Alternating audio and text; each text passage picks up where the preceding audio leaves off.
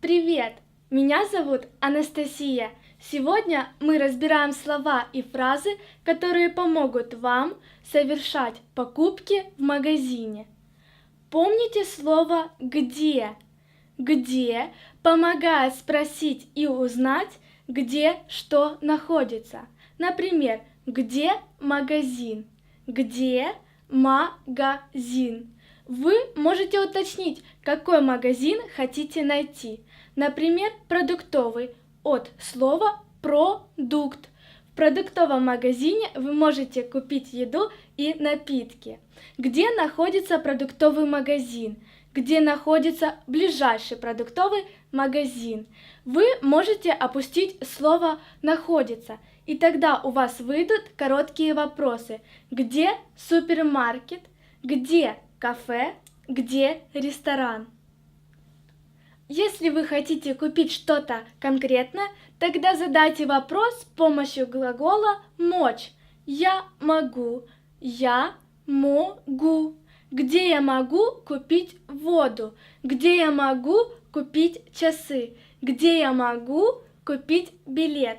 Ответом могут быть разные направления. В супермаркете, в бутике, в кассе. Вам также подскажут, где находится магазин. Магазин находится на улице, на площади, на проспекте, на станции метро.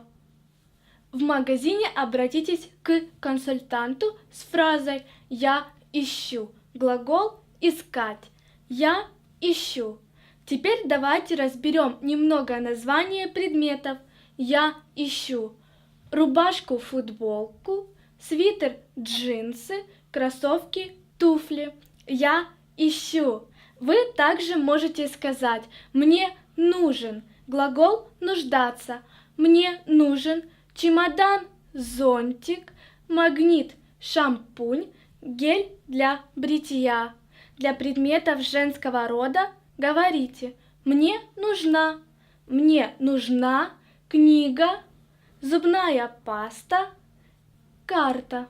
Предметы женского рода, как правило, имеют окончание «а».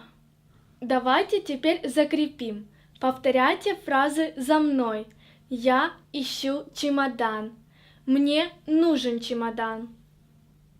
Я ищу рубашку. Мне нужна рубашка.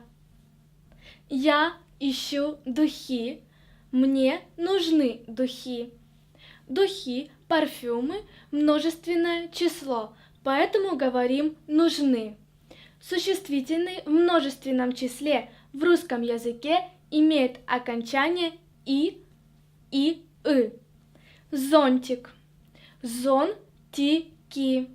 Магнит, магниты. Чтобы узнать, где оплатить товар, спросите, где касса. Где касса? В следующем занятии мы разберем числительные, и вы без труда сможете совершать покупки на русском языке. А чтобы узнать больше наименований товаров, заходите на наш сайт www.learnwithgirl.com. Жду вас!